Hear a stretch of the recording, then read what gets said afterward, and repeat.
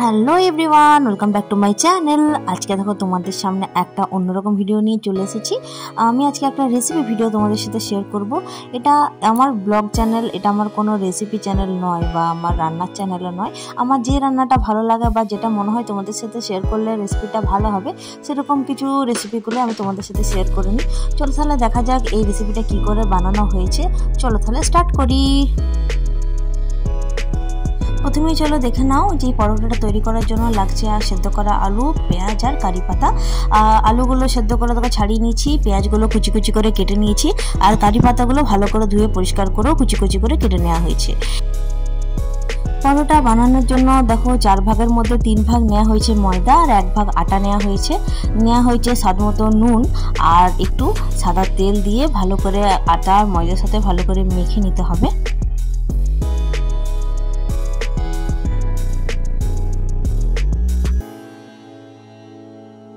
Next দেখো কড়াইয়ে তেল গরম করে এবার তেলের মধ্যে ফার্স্টে দেয়া হবে কুচনো কারি পাতাগুলো।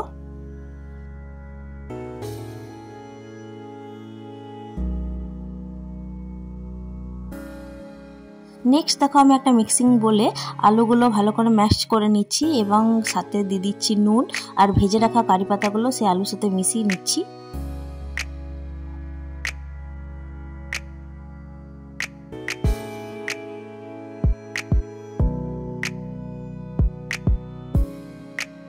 এবার দেখো কড়াইয়ে দেওয়া হয়েছে কুচনো পেঁয়াজগুলো ভালো করে লাল লাল করে ভেজে নিতে হবে। এরপর অ্যাড করা হচ্ছে টেস্টের জন্য দেখো ম্যাগি মশলাটা দিলে টেস্টটা একটু অন্যরকম আসে, ডিফারেন্ট আসে। দেখো পেঁয়াজের সাথে ভালো করে মিশিয়ে নেওয়ার পর এবার সেই পেঁয়াজটা আলুটা ভালো করে এবার মিক্স করে নিতে হবে কড়াইয়ের মধ্যে।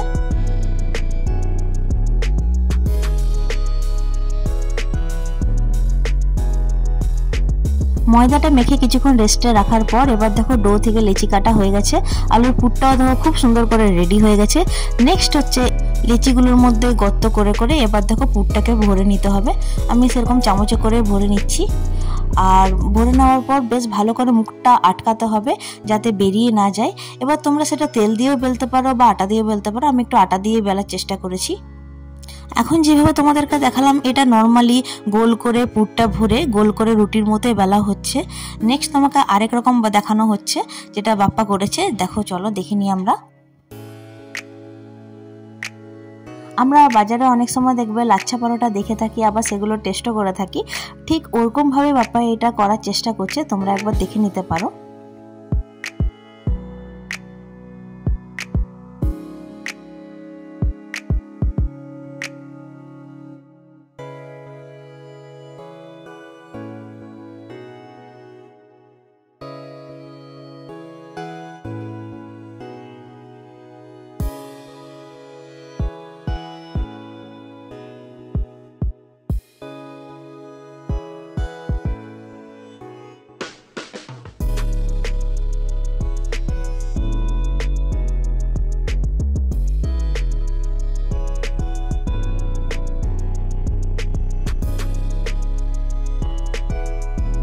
পরোটাগুলো ভাজার জন্য আমরা যে ঘিটা ইউজ করছি এটা পুরো হোমমেড, মানে আমাদের যে খাটালের দুধ আসে সে দুধ থেকে সর আলাদা করে রেখে পরে এই ঘিটা তৈরি করা হয়। আর দেখতে পাচ্ছ ঘিটাও কত সুন্দর পিওর, আর সেন্টটা খুবই সুন্দর ছিল আর টেস্টটাও খুবই সুন্দর ছিল পরোটাগুলোর। এটা দেখো লাচ্ছা পরোটাগুলোই হচ্ছে। বাস রেডি হয়ে গেছে আমাদের সব পরোটা। এবার খাবার টাইম, ডিনারের টাইম, টেস্টিংয়ের টাইম। বাস তোমরা একবার বানিয়ে দেখতে পারো, তোমাদেরও বেশ ভালো লাগবে। স্কুলের টিফিন নিয়েতে বা ব্রেকফাস্টে খেতে এই ধরনের অপশনটা খুবই সুন্দর হয়, তোমরা একবার ট্রাই করতে পারো। ভালো পরোটার পুরের মধ্যে কারি পাতাটা থাকার জন্য টেস্টটা আরও দ্বিগুণ এসছে, বেশ টেস্টি ছিল জিনিসটা। তোমরাও তাহলে একবার বানিয়ে দেখবে। তাহলে ভিডিওটা যেখানেই থাক ভালো লাগলে কি করবে, please like share and subscribe করবে।